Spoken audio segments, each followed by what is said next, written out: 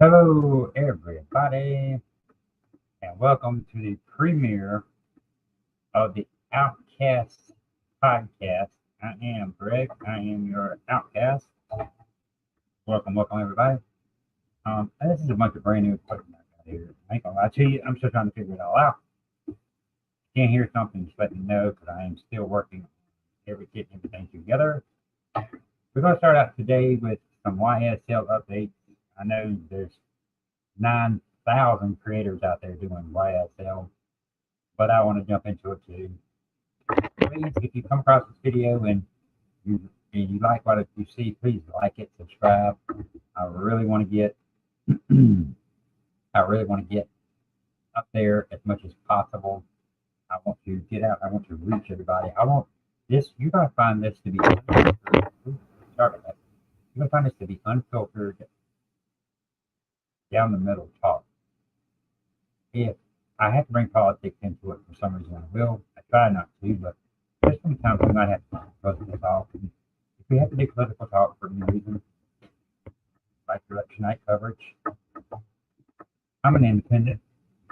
I'll vote Democrat. If I need to vote Democrat, I say that the candidate is good, I'll vote for it. If the Republicans are good, candidate's good, better than the Democrat candidate as far as ideas, I'll vote for it. But if they don't keep up, they don't do what they say they're going to do, the way they say they're going to do it, they don't come through and do what they are supposed to do for us as American people, I won't vote for them again. I'll tell you that heartbeat. I'd rather not vote for a single person than to have somebody in office that should not be in office. But let me just say this. I am going to be 100% honest with you. I don't have anything to hide. I had a stroke 2 years ago, took out my right eye. I had another stroke last week, took out my right leg. So this is me now. I'll be working from home remote. Having gone into a whole new career. I was a service writer for a dealership. I've been in the automotive industry for about 6 years, and I'm having to get out of it because you can't really do that in a wheelchair, but it is what it is. Anyway, enough about me. Let's get into what we're here for. We're here to get into the YSL. All right. So I'm going to start off with day 138, which was Monday. And I'm sure y'all remember. If you don't, I've got this video ready to go. That Miss Love was 100% admonished and rebuked a few weeks ago. I think it's been about a month now, for putting evidence in front of the jury that shouldn't have been there. She got called out on it by Brian Steele, I believe.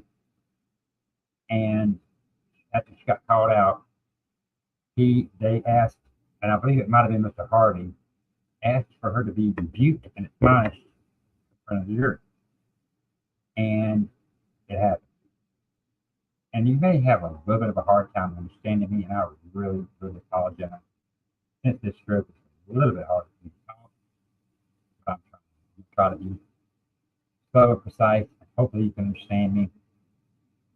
Things should get a little better in the next week or two as far as my speaking is concerned. You should be able to understand me a little bit better. If you can't understand me, just make a comment in the chat, and I will more than happily try to articulate things in a better way. Anyway, so let's get into this. So this is day 138, and folks, for day 138, we could actually, I seen where this was going. I was watching this live when it happened, and I was watching Long Crime when it happened, and I kind of seen where this was going when the defense, Mr. Adams, made the initial objection for hearsay, and she was saying it's not being offered for the truth. She's lied about that so many times that I don't believe it anymore. And I'm surprised the judge actually does, to be honest with you. She's pulled this crap so many times till I don't know. It sounds like the end of a game there. It really does. I mean, But the judge is going to come back in a little bit. The judge is going to put her in her place. And I think goodness that she does that because it needs to be done.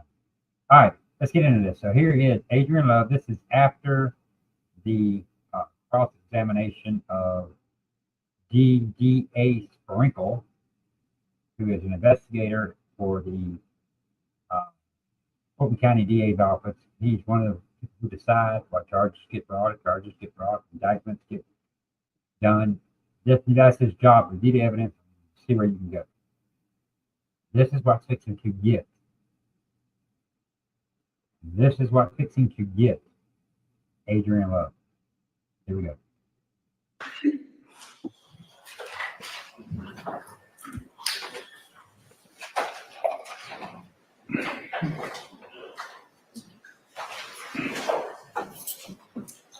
Good afternoon again. Good afternoon. You were asked on cross-examination by Mr. Adams whether or not you saw communication between Demise McMullen and Kenneth Copeland. Correct. Paul? Yes. What was the number that you were able to obtain for Demise McMullen? So the number for Demise McMullen was 470-217-6080. Okay. Now we're going to go on live TV and give out a phone number. I do not yet understand why the judge doesn't stop this. They stopped it one time before. Let's go to a trial that some of y'all probably remember. And this was the Ahmaud Arbery trial where the prosecutor there was giving out phone numbers, was having the deputies, people on the stand read the transcript, and they were reading out phone numbers. And the defense come up and said, hey, this is not cool. And the judge is like, yeah, this isn't cool. Why these judges in the YSL trial have not stepped in and said, hey, you can't be doing this. You can't be giving out phone numbers. They do it anyway. I don't understand. And you were asked as well about efforts that you made to corroborate information that you were given during specific interviews. Do you recall? I do.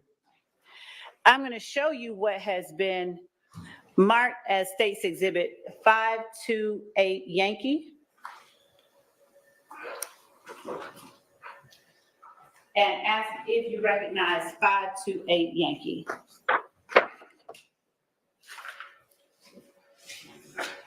I do. How? This is a picture that I obtained from Justin Cobb's Instagram page that I screenshotted. Okay. Why did? Okay, so the name of the person and page already in. Okay, we haven't been in front of the judge yet. We haven't been to the bench yet. You're out of the money. Let me ask you first, is 528 Yankee a fair and accurate copy of the screenshot that you got from Justin Cobb's Instagram page? Well, yes, though it's cut off a little bit on the right, where the timestamp is, the last number of the timestamp, it just says 201. Okay. But I mean, I recognize that it's otherwise fair and accurate. It's just cropped a little bit on the right-hand side. Your Honor, the state tender states 528 Yankee as evidence. I would actually object to it if it's not an exact. If it's what?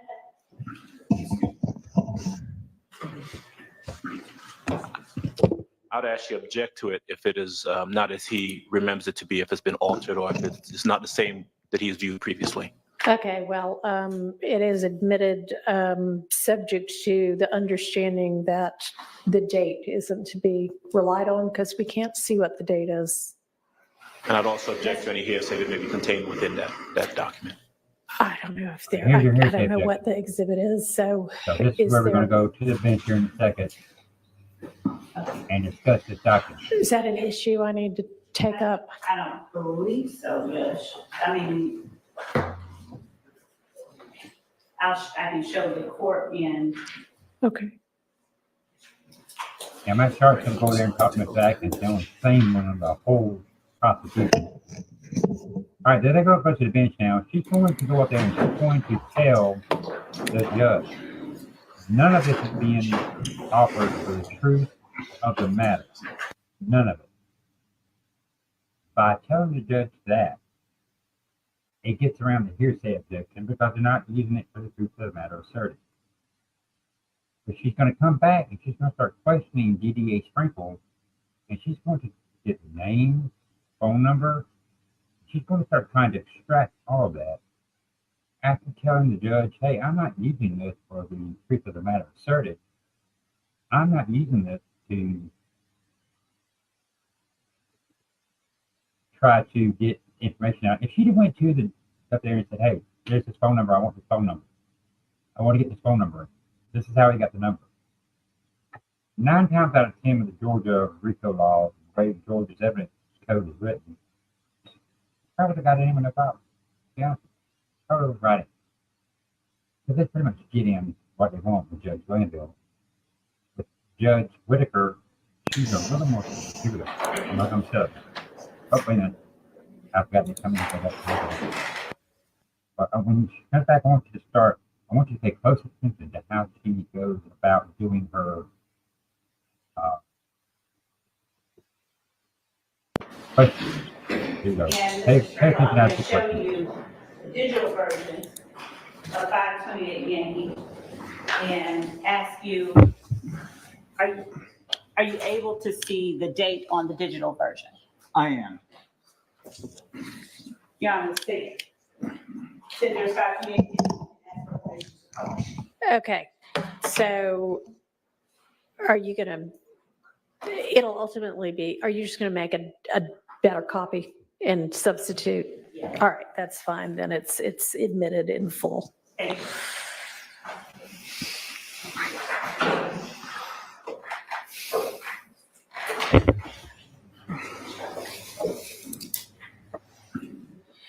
I'll get this mic right.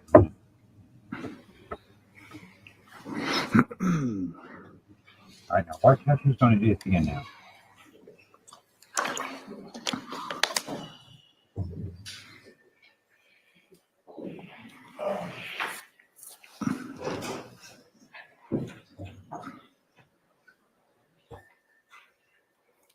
Okay.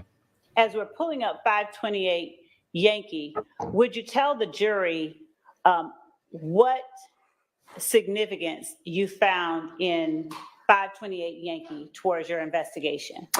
Well, there was a phone number posted it was a public post, and there was a phone number that was, there's a comment section to the right of the photograph, and there was a phone number posted by the account holder that appeared to be their own.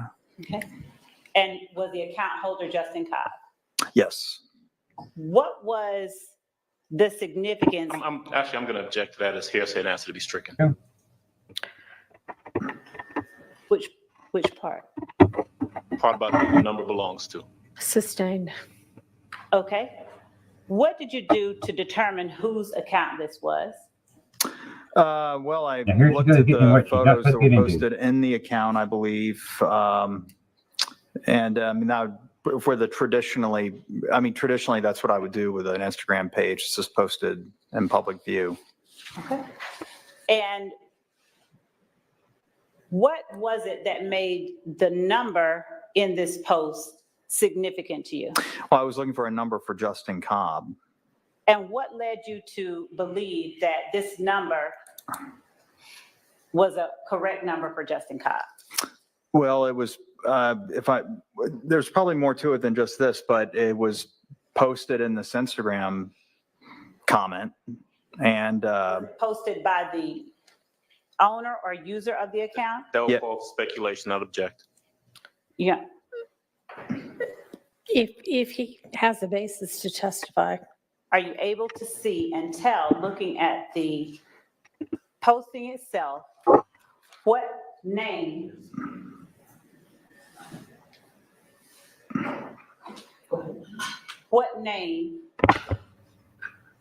the number is next to? I What would handle renew the my number objection and is also next to? object on the basis of hearsay if he's reading from a document. It's Okay, already Tony. in evidence, Your Honor. Listen to this. And, Okay, when Your Honor, we were up here at the bench, so, Your Honor, I'll ask additional questions that I think will, sustained. okay. So, after seeing this Your Honor, number, I have a motion, please. May we step up? Yeah. I'm going to excuse y'all to the jury room. Hey, so Judge Whitaker knew what this was coming, so that's why she just went ahead and said, hey, go to the jury room. She knows what's coming. She knows that a mistrial is fixing to be asked for. And this was Judge Whitaker's one-way guaranteed out of this crap.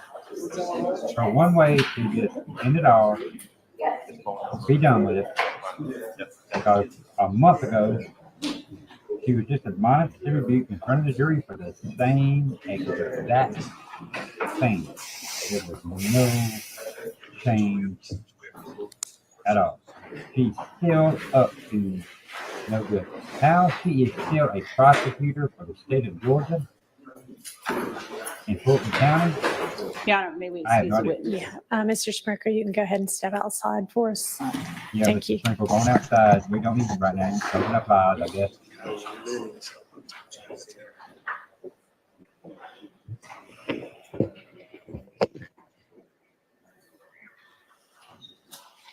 Your Honor, so Yeah.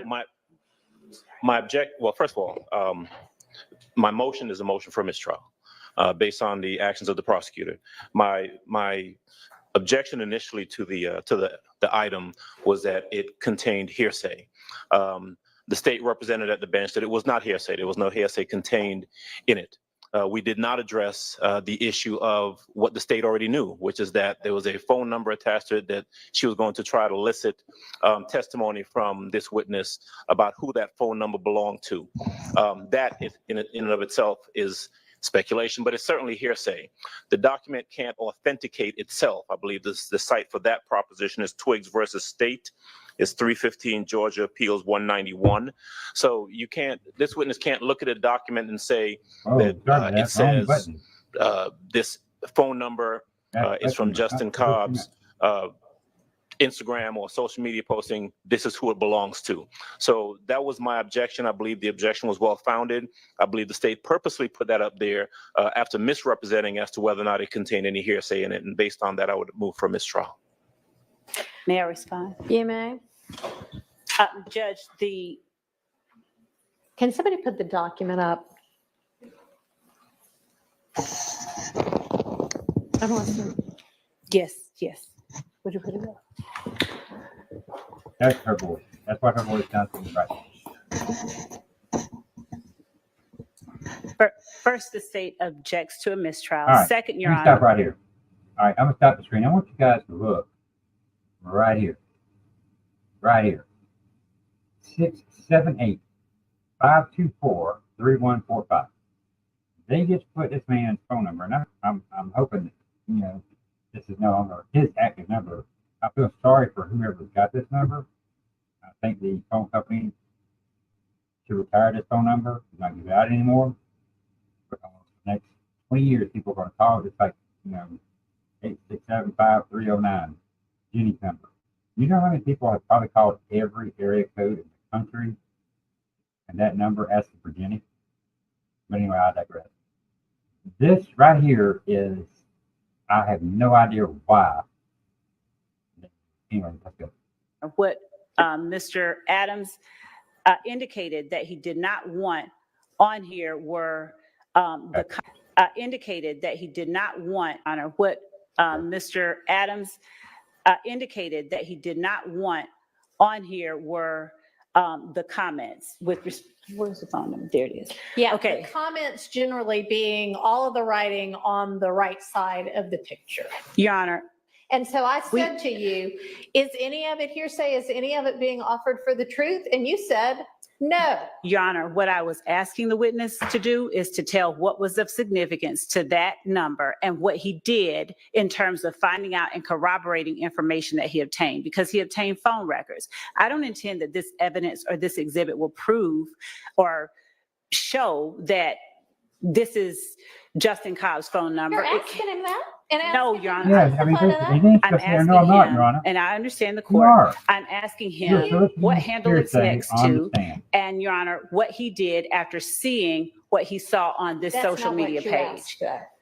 You represented at the bench that none of this, that being the writing on the right side of the picture, which we're all squinting at because it's tiny on the piece of paper. And so I am relying upon you to actually be Please. honest Hit that like button. with the court and opposing counsel so that we can deal appropriately with the evidentiary issue.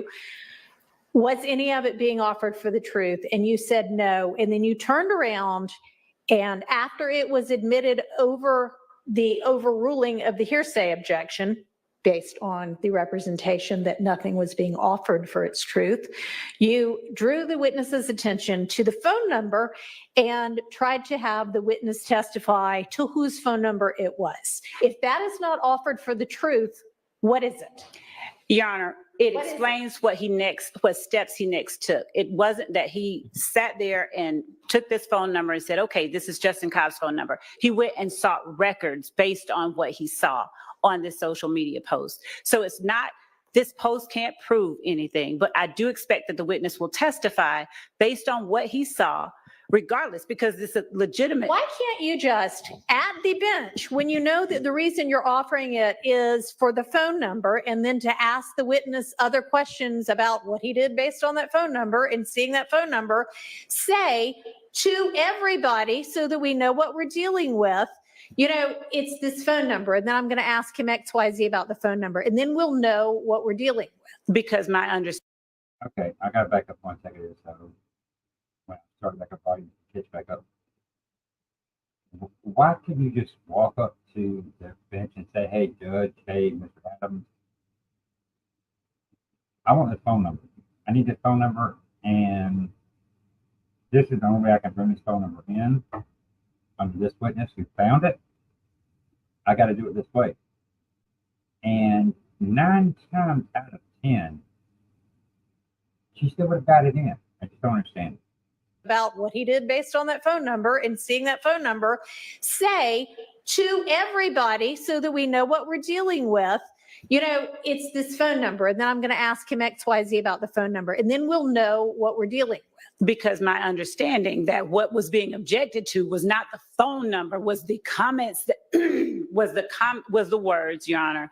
And again, this piece of evidence does not prove anything, as anybody would be able to say. But when he saw this on Justin Cobb's page, or a picture of Justin Cobb next to what he believed to be Justin Cobb's handle, he sought additional information.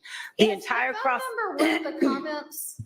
I'm sorry, what, Your Honor? I mean, that is included within what you're now calling comments, all of them just being. And I asked at the bench what comments they were asserting was hearsay, Your Honor. I literally And asked that. I asked at the bench, is any of this being offered for its truth?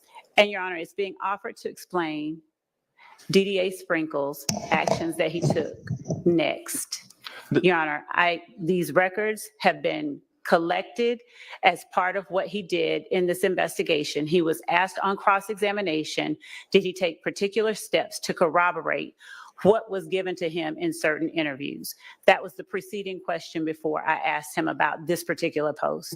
So the state intended and intends to introduce the records that DDA Sprinkle produced or obtained after seeing this post. This post can't suffice to prove that that is Justin Cobb's number. This post only explains why DDA Sprinkle got the number and why it was significant to him in this investigation, where his steps and actions are being questioned.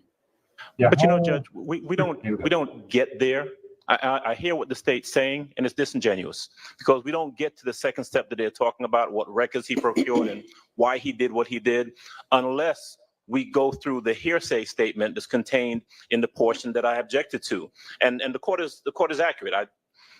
I was there and I asked for everything that was on the right side, all of the verbiage to be, I said that was hearsay. The state said it was not. It clearly is, because to ask him that specific question, I mean, listen, none of us are obtuse. I asked, It is what it is. I think that the state was disingenuous about it. State's being very slippery in regards to their response to the court's questions. I think it's willful, and I think a mistrial is appropriate. And I'm I asking mean, I for one. can't figure out what it is. If it's disingenuous, if it is that, I mean, I don't want to malign the prosecutor standing in front of me right This is now. when the So judge- I'm you not tell going to Judge Whittaker say to stop the her. possible things that it could be, but it is baffling to me that somebody with, It's not baffling so much as is y'all are letting her away with this. I'm going to come off this real quick. I don't know if I can get this. I'm going to let this have real quick. This is back when AS Mr. Sledge was testifying. This is going to be where he's getting ready to come off the stand, and they're getting ready to get her, admonish her for the evidence that she's fixing to present. Watch this, people. Watch this.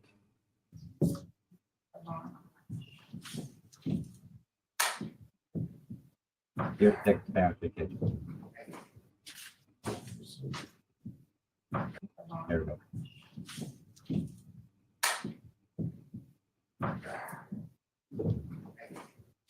This is kind of trying to make some sense to me right here. You admonished her and rebuked her this day, and she just and another thing too is, let's stop this for a second. Nobody on the defense team, Mr. Harvey, Mr. Sharp, Mr. Williams, Mr. Matthews Jr., Mr. Matthews Sr., Mr. Weinstein, none of them during the day 138 when all this went down with DDA Sprinkle, none of them came up and said, "Hey, Judge, you just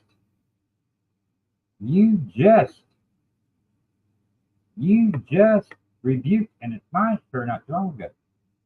And I am using Paralegal Institute's feed. All credit to them. I couldn't find this by itself because I couldn't remember what day it was. All credits to you. Thank you for letting me use your feed here. But nobody on day 138 said, "Hey, Judge, you just rebuked her. You just admonished her for the same thing a month ago." If they brought that up when they put their motion for mistrial in that day, they probably would have gotten it, to be honest with you.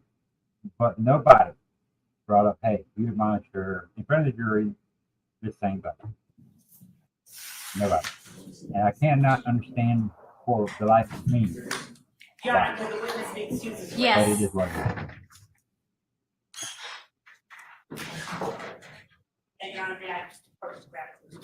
to do what? Sure. Yeah, it was a month ago. So, yeah. Now, Yes, sir. Brian Steele. Thank you, Your Honor. Your Honor, I have a motion for a mistrial. The evidence has just come out that two co-defendants who, to my knowledge, at least one of them is not testifying and has entered a guilty plea. That is a confrontation clause violation to Mr. Williams and the other people on trial. In addition, Your Honor, gave an instruction with the last line, and I know it was objected to previously, but I want to stress this, that if it's a prior inconsistent statement, it can be used against Mr. Williams and the other people. That was premature because I don't believe there's anything inconsistent as of now. And then the third reason I'm moving for a mistrial in the aggregate, Your Honor, is that the prosecutor uses and reads the statement of the then prosecutor, I believe it was the Honorable Mr. Bailey, who entered this plea and gave a factual basis. But she did not make it clear I got the mic all the way. Let's try it that the again. Honorable Derek Wright said on page 12 of this transcript to the same court that Mr. Sledge is tendering the plea under Alford, which is ALFORD. Yeah, I'm seeing the same thing. And honestly, I thought that we were going to be dealing with So the this was guilty Alfred- plea this that was he all the Alfred plea right took here. in this case. So basically what's going on, And hold on. yeah, that's problematic This is that this Alfred plea. This is 2015 where he case is an Alford pled plea. And to, he made a plea for something he did. He pled under Alfred, which is me basically saying, hey, I'm not admitting that I did crap, but I think the state's got enough evidence on me that a jury's probably going to put me in jail. So in my best interest, I'm going to plead guilty, but I'm going to plead guilty not admitting anything. And therefore, those facts that were read in should have never been read in. Good out. Back up over here. honestly, I thought that we were going to be dealing with the Maybe you guilty find on your plea side that and he bag them took up. in this case. And yeah, that's problematic that this 2015 case is an Alford plea. And so I don't think that any of what I said with regard to admissions is actually true, even against this. I mean, he's saying he pled under Alford, and I don't know why the disposition sheet doesn't say that, but it is very clear that this is an Alford plea in this 2015 case. So Mr. Wright wants to share something. Yeah, Yes, I was sir. just waiting for the appropriate time that I was going to point out that it was in fact an Alford plea. So I thought her cross-examination was not appropriate. Well, y'all, I mean, maybe that, Suggesting yeah, it was something other than Alford.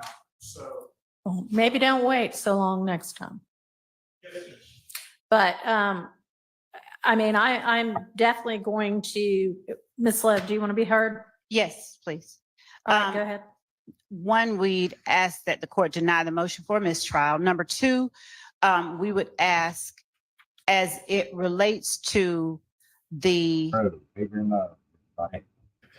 assertion that no inconsistent statement was made, in the factual acknowledgments. Okay, no, see, that's the deal with an Alford plea, is you are not acknowledging that the facts are true like you would in a regular guilty plea. You're saying, I think that the state has enough evidence that a jury could be convinced beyond a reasonable doubt Should've been game over. that these facts are true. Yeah. But you're not Should've been game over acknowledging right there. on your own, yes, these are true. Your Honor, when Yes, ma'am. I spoke of the factual acknowledgments, I meant 444Y. Well, that's what I thought you meant.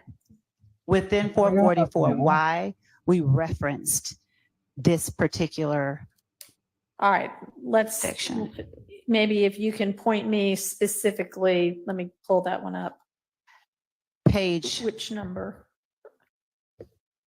Go ahead. number 3 on page 3 of 7, under defendants factual, I'm sorry, not number 3, number 4, on defendants factual acknowledgments on or about April 28, 2015, as reflected in Fulton County Indictment 15 SC 138994, defendant and fellow YSL associates Demekion Garlington and Quindarius Zachary committed a drive-by shooting using the firearm defendant wielded in the video referenced in part 3 of this section, targeting family members of a rival gang. Number 5, defendant and his fellow YSL associates committed the drive-by shooting referenced in sections 3 and 4 above on behalf of YSL and to increase the notoriety, reputation, and fear of YSL. Okay, and No. so those factual assertions,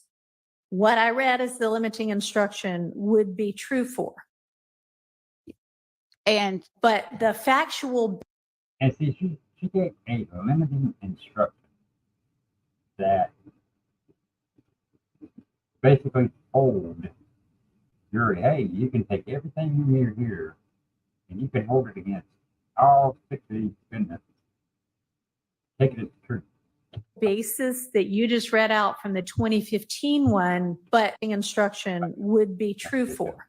I don't know if it's on your side or just my side. And But the factual basis that you just read out from the 2015 one, that's a whole lot more than what's in numbers 4 and 5.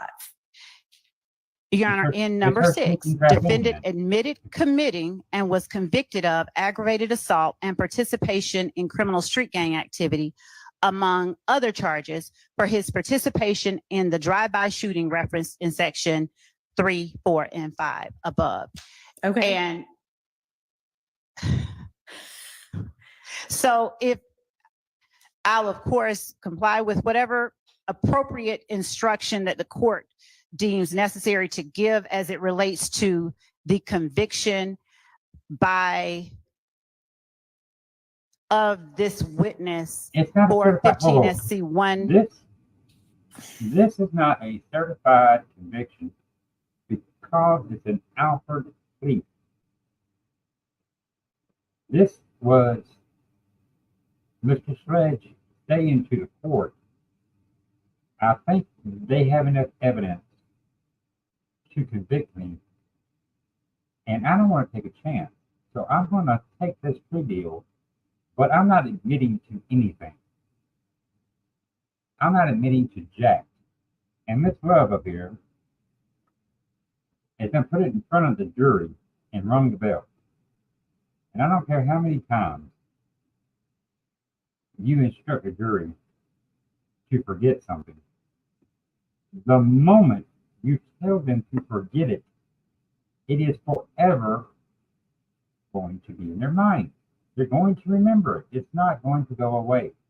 You just put in their mind that they heard some evidence that they probably should not have heard. I'll fix this crap later. They just heard evidence they probably should not have heard. In a way, they should not have heard it. And Adrienne Love, being the big dirtbag that she is, for lying to the court as many times as she's lied to the court. There's 6 guys' lives on the line here. They probably won't get the death penalty, but you can't ever tell. Life in jail is their life. These 6 defendants, and I'm going to say this up front, I don't care what color they are. I don't care about the sexual orientation. I don't care about who they vote for. I don't care about any of that. I care about the fairness of trial. I care about the fairness of evidence coming in the correct way. And DA Love has managed since day one. I got another clip I loaded up from day one I'm going to play here in a minute, where she started day one violating court orders and doing whatever she wanted to do. And Judge Earl Glanville, in his infinite freaking wisdom, just better get away with this crap from day freaking one, man. I mean, how in the name of all that is holy do you just sit there? This might fit them under this. I got this. How do you do, and all the things holy? How do you really, truly start out day one breaking the rules? Judge Glanville tells you you can't do X, Y, Z. And Miss Love goes, hey, you know what? That don't apply to me. Judge, I'm going to do what I want to do. And you're going to sit there and make me do it. You're going to slap me on the wrist a little bit, because you're my co-conspirator here. You're going to slap me on the wrist a little bit, and we're going to just move the freak on, and we're going to get all this evidence in, shouldn't get in, and we'll get them convicted. We might lose an appeal, and then we're going to try it a second time. You'll still be the judge. And we'll have our crap together, because we'll know what you will bring in, what you won't bring in. And we'll, everything that you brought in the first time, we're just going to bring it all right back, because we know it's going to get in. And that's how corrupt Fulton County is. Witness for It really makes no sense to me. of this witness but I'm for just- 15 SC 138994, but given the factual acknowledgments that were made as it relates to 22 SC 183572, and the fact that this witness did not assert, even though the plea was given in his best interest, he was allowed an opportunity to say, Hold on. There we go. Plea was made in his best interest. She just shot herself in the freaking foot.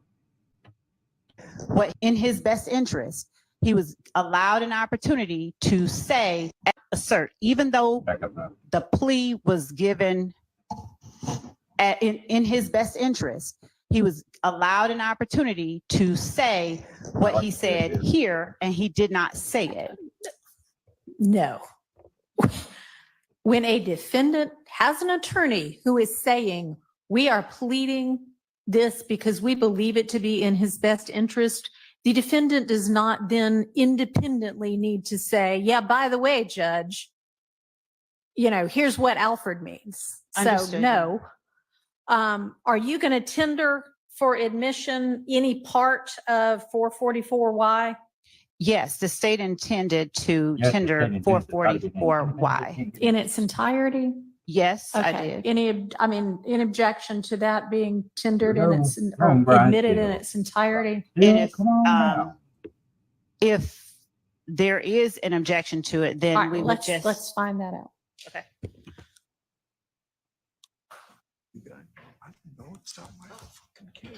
Okay, whoa. All right, I got to bring this up. I don't know if you just heard that or not. It was really, really low. And I want to give a shout out to Kat, not Williams. I believe that's her name. I follow her. I believe it's Kat, not Williams. She pointed this out the other day. I didn't hear it, and I've been following YSL for a while now. And Mr. Harvey just said, I don't know, it's not my fucking case. That's how confused the defense is on why this is still going on. Why is the judge allowing this going? And furthermore, why don't Bonnie Willis just step up? She can stop. Bonnie Willis can stop this with one motion in front of the judge. Hey, Judge, we're dropping the charges. We realize we don't have what it takes to get this case through. We apologize for taking all the court's time. We would like to compensate the jurors XYZ for their inconvenience. And we're going to end this case now. And we want you to dismiss this case with prejudice so it can never be brought again. And let's let these guys go. These guys have been sitting in jail for years. No bail, no bond. They're sitting in jail. Bright Street jail. And nobody seems to give a flying rat butt except for the judge and the defense attorney. But nobody on the state side cares. The state of Georgia is paying for this trial. They're housing 6 defendants. From this case, there's 28 total, I believe, in the indictment. Some have pled out, some have not. But you're paying for the courthouse, the judge, state, jury, the security staff, transporting to and from jail. For a hearing that, for trial, in my opinion, is going to end in this trial. And I say that simply because Adrienne Love is going to keep pulling the crap she's pulling, and she is going to get booted out. It's basically going to go to mistrial. If this goes all the way to the jury, I'll be surprised. I anticipate the jury coming back with a not guilty verdict on all counts, because they have seen, these jurors are going home on break. They're getting on YouTube, and they're probably going to do it on a friend's phone so it can be linked back to them. And they're going to watch all of this when they get sent out. They're going to say, well, I'm curious what happened. And they're going to sit down and they're going to find it, where it's Law and Crime feed or Catnut Williams or Patsy Beat or Dearborn Christian, any of these good podcasters that I admire so much, that inspired me to do this after I had my stroke, to try to make a living. It makes me wonder where we're going with all that. When Adrian Love can sit here and just take these guys and just throw them. I do not, for the life of me, understand what is going on here. And it really seems to make me wonder what is going on with Adrian Love and why Adrian Love cannot get her back together. Anyway, let's get on back to it. To it, All then right, we would just. let's find that out. Just take a second to get back on. That's my voice for Adrian Love. That's what it sounds like to me. Let's get to the page if I can. Or if I can back up. I just don't, yes, I object at this point to the entirety of the document unless the state can give reasons for which parts of the document are admissible at this time. And if they're not tendering yet, I understand that. But I can't get around how we got here. You know, I'm trying to follow this factual basis and I realize I asked Ms. Renard, R-E-N-A-R-D, for this, and we're in a different case. Yeah, we are. We're in a totally different case, folks. Totally different case. Not even the same freaking case. Dang. So, I mean, we've been talking about these 2015 crimes and we've been talking about, you know, what's been going on in this 22 indictment. So, I mean, I guess that's how it came about. But I wish we'd been a little more specific about it all beforehand, because I mean, I noticed this morning that this was an Alford plea. Okay, so the judge noticed this morning that this was an Alford plea. And Adrian Love gets up there and basically lies to the court and brings Alford into and in front of the jury on charges that have nothing to do with this case other than intrinsic act. She's probably going to claim that. I can't remember. It's been a while since I've seen this. But she'll probably conspiracy, intrinsic act, it was overt act. She's going to do whatever she can to get this crap.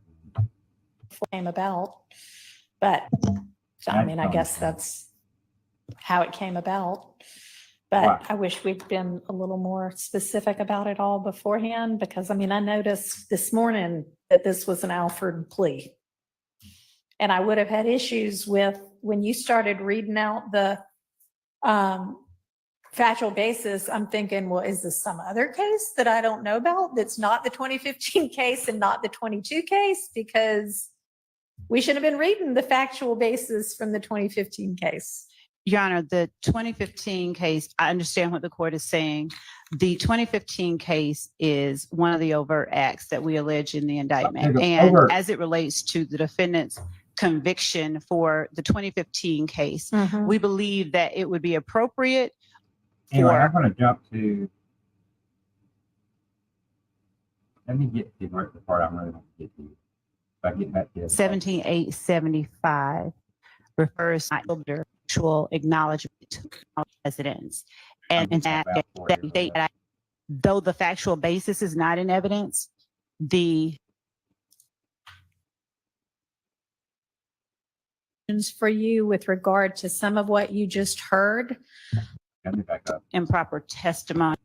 Court in giving these instructions intends to rebuke the state for asking those, for eliciting that improper Harvey and testimony. the Harvey rule.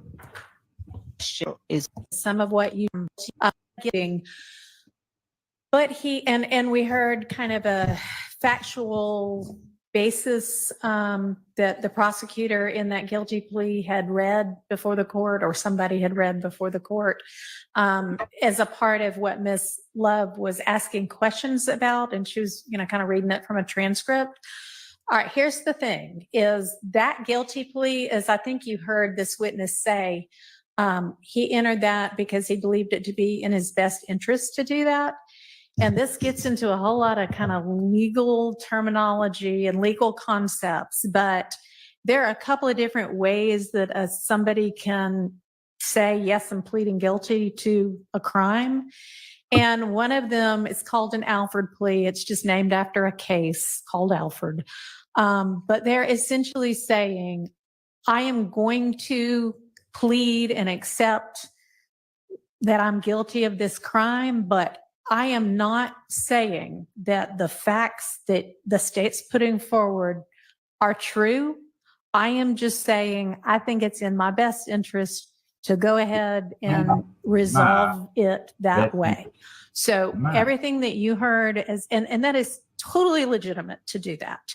And let me also say that Mr. Wright, who was representing this witness at the time, he let the court at that time in 2017 know, hey, this is an Alford plea. He's doing this because it's in his best interest, he believes, to do this. Okay. And Mr. Sledge was under no obligation after his attorney said that to, even if he got an opportunity to say anything else, to say, yeah, what my lawyer said, to add anything whatsoever to that. So, Okay, let me stop right here. So in an Alford plea, the defendant is not required to say anything. The judge, at all. It's all done through his attorney. He has to do the usual, you're doing this of your own free will. Has anybody promised you anything that's not in the plea? Blah, blah, blah, blah, blah. The usual steps. But he doesn't have to stand up and say, hey, Judge Alford, here, this is what Alford means.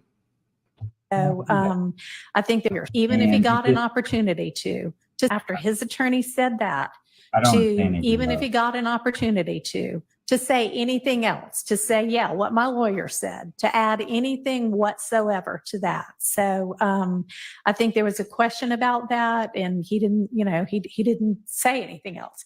He had no obligation to, he had no requirement to, he had no responsibility to, okay? So basically what I told you about, you can take those facts and those admissions and consider it against him or anybody else in this trial. When it's an Alford plea, you cannot. So none of that I said was actually true about what you just heard about those 2017 guilty plea to the 2015 drive-by shooting. Okay. So let me think what else. Oh, and you also need to completely disregard that anybody other than this witness right here, Mr. Sledge, might have pled to anything that had to do with that drive-by shooting. All right. So just entirely erase that from your minds. In other words, Miss Love just messed up. She put something up in front of you people that you should not have heard and should not have seen. And now I'm asking you to forget all about it. Now I'm asking you to erase it from your mind, but hey, it's not forget ever, because hey, Judge, you just asked me to do something I can't. Completely disregard that anybody other than this witness right here, Mr. Sledge, might have pled to anything that had to do with that drive-by shooting. All right, so just entirely erase that from your minds. Ain't gonna happen, Judge. And I also, at this point, am going to admonish and rebuke you, Miss Love, to pay careful attention to how you ask questions and to what you put before the jury. You should not have put that factual rendition before the jury as anything that this witness admitted to at the time of the 2027 guilty plea. And I'm going to instruct you to refrain from asking improper questions. Yes, Your Honor. Thank you. All right. Okay. So that's that. So basically, Adrienne Love just did what she shouldn't have done, but it served her purpose. And you're asking me, Greg, Her purpose is to do whatever she has to do to get these guys in jail, to win this case for Fonnie Brooks. I don't know if Fonnie is up for election this time around or not. If somebody in Georgia happens to see this, just drop me a comment and tell me if she is up for re-election this year or not. I don't know if, I don't know if she's on a bye where she's always when midterms are going on, or if it runs with the presidential cycle. I'd really like to know. So if somebody could drop that information to me, I'd appreciate it. But let's go into day one real quick. And the reason I'm going to day one is this point is when the crap started. And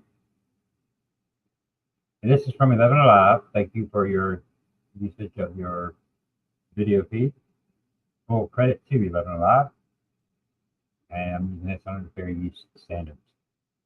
But watch this. And reported them to the police. And the police came and said, okay, I'm gonna arrest you all for conspiracy, for planning to go and do this.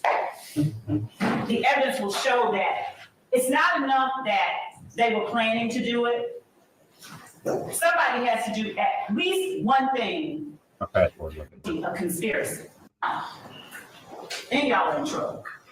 There was an agreement, things of value. And in 2004. To you, this action, this enterprise. I know when I find it. Houses conducted. If he who's on trial before you today, bills. Here we go. Yes. Right here. Basis of motion. At this point, she looks at the screen and she realizes, hey, I have screwed up. There's nothing anybody can do for starting anything. All right. Ladies and gentlemen, this is one of our. All right, fast forward. Good morning again, Your Honor. Your Honor, last week, 2 weeks, 3 weeks ago, you ordered the parties to share all of their displays. Okay, so here, the first order she violated was she sent them 4 pictures. 4 pictures. 4 attachments. Every lawyer on the defense side, except for Sharp, I think Sharp sent stuff the same day. They got excluded by the judge. Every attorney on the defensive side sent their entire freaking opening statement, slideshow, PowerPoint presentation to the state of Georgia. The state of Georgia knew what was fixing to happen. Adrian Love, here's your 4 spots. I'm not sending you any of my written work. It's my work product. And right out the bat, here she has violated one court order on not sharing her PowerPoint.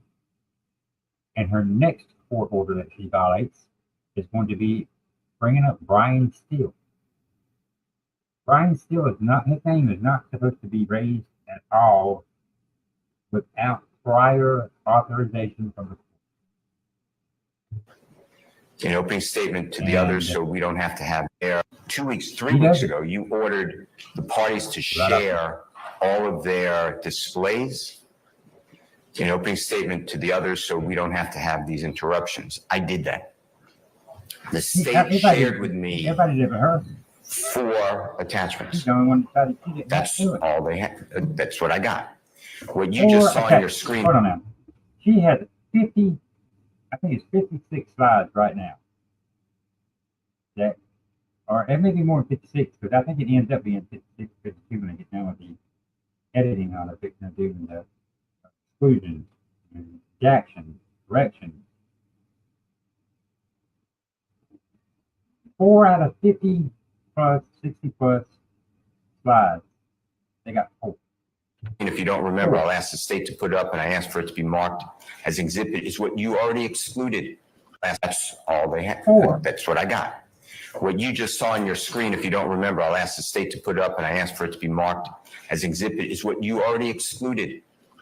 It states that Mr. Ryan was convicted of murder, and I represent the co-defendant who's not on trial on the appeal. How did that not get sent to me so I could bring it to this honorable court's attention? One. And two, how do we just violate court orders? So yes, I have a serious motion for a mistrial because it's intentional misconduct. We are 2 That's hours my and motion. 10 All minutes. right, and I'd like Hey, the screenshot to be It was like captured 10:30. from Mr. Weaver to put in the record. Maybe I'll 11:30 on admit the it clock behind me. is next court exhibit in order of the state's presentation anyway, so. All right, so that'll be court one for purposes of the trial. So Ms.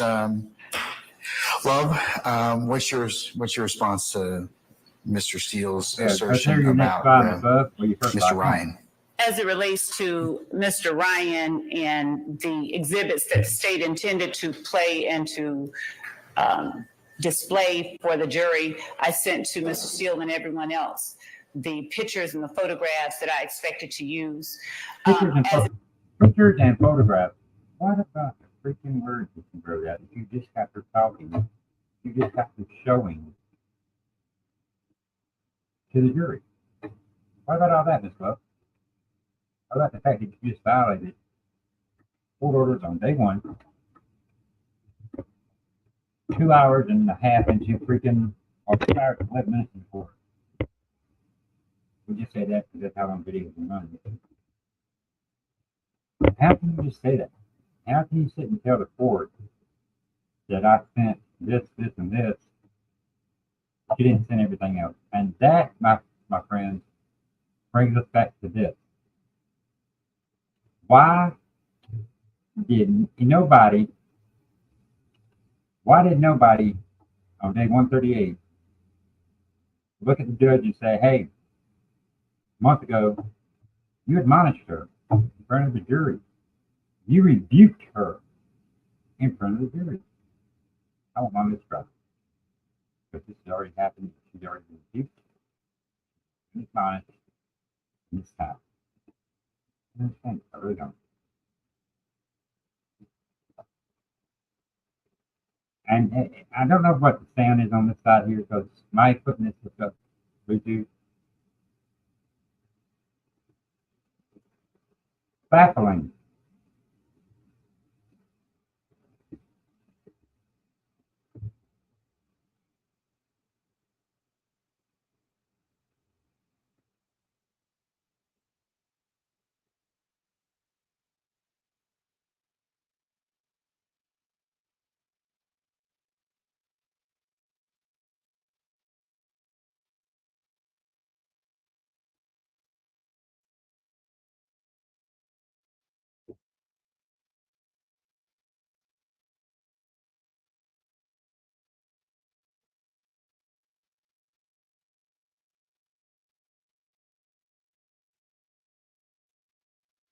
No, don't be sorry. Don't be sorry, Judge. Don't be sorry. But I'm gonna get off that. Get off that because I am after the understanding here that I really don't know what else to say other than things are getting weird. Okay, so I'm gonna come off YSL now, and I may come back to them. There's a couple other things I'm going to get to in your podcast here because I don't want to be a creator that sticks to one thing all in all. All right, so we're going to go into here real quick. I will be doing weather occasionally, and I probably will do this hurricane that's going to hit Florida. This is how you're going to see me do my work. I'm not going to get up here, and I'm not going to tell you. And this makes me mad with a lot of TikTok, some YouTube. It's more TikTok than it is YouTube. Unless you are a certified meteorologist, do not get on TikTok. Do not get on YouTube, Facebook. You're like you're a meteorologist. Get them hits, get them likes. Scare the bejesus out of people with a bunch of false information. This is how you will get information from me. So I will link in the live feed. I'll sit here and talk to you. I'll give you my opinion. But we'll look at the radar. We'll look at the models. We'll look at the estimates. We'll look at the damage. We'll do it all real time using actual meteorology. Yeah, you'll get I may say my opinion. Like, I think this is going to be, they're showing, I think it's going to be like a Cat 3 making landfall. What do they think?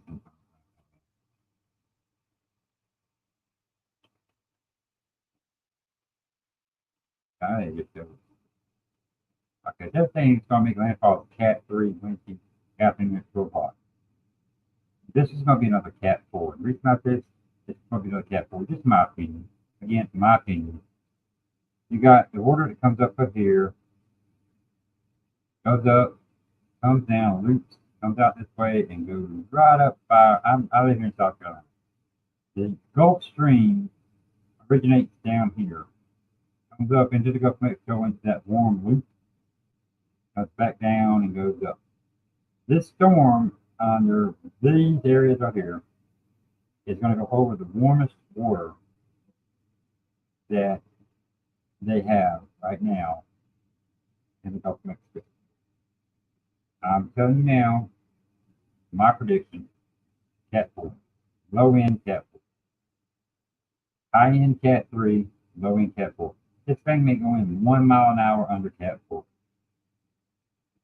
It's going to, once it gets within like 2 hours of landfall, 3 hours of landfall, I think it's like 4 or 5 hours of landfall, they stop the hurricane under flight from the wind. At that point, it's all, once it gets within radar range of a National Weather Service radar, they can use wind velocities on the radar, and they can get their guesstimates from there, and they can do their updates from there, just like they did with Hurricane Helene. Last 2 or 3 hours, it was all radar estimated. This is how you get information from me when it comes to storms. You're not going to get haphazard information from me. In that kind of situation. But what I will say is, we're going to do a lot of court cases here. It's not going to just be riots. It's not going to be just storm talk. There's going to be a lot of stuff going on here. I'm going to do all kinds of stuff, and I just wish that I wish that you would, feel free to give me what you want me to cover. I'm not working right now. Like I said, I had a stroke a couple of weeks ago. This will be my job for a while. Hopefully I can take off and make this work. If it doesn't work, then hey, I'm sorry. The rest of everybody out there. We've been on an hour, and it is. All right, folks. So I'm going to jump off here for this first podcast for tonight. I'm pretty sure I'm going to be doing more for tonight. With I want to thank you for, if you stick around this long, thank you so much. If you have to go, then that's what you have to do, and I understand it. I appreciate it. Yeah, it's kind of good behind me there. I got to get it in screen. I'm in the process of removing some of the house so I can get in my chair. Stuff that came. Folks, just remember what I'm saying when I say that I am here to give you the best information I can give. I do not want to be political as far as this guy's a Republican, diehard red, this guy's a Democrat, diehard blue. I'm in the middle. I'll tell you when the Democrats are screwing up. I'll tell you when we get to that. We may never get to that. I don't know. But we will see what happens. But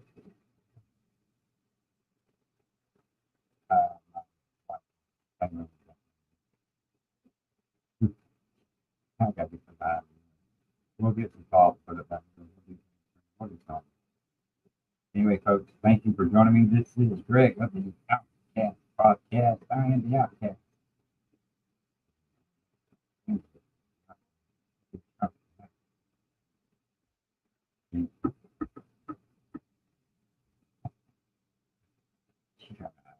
Anyway, but y'all have a good night. I'll be back in another talk today. Give another idea of what I'm doing.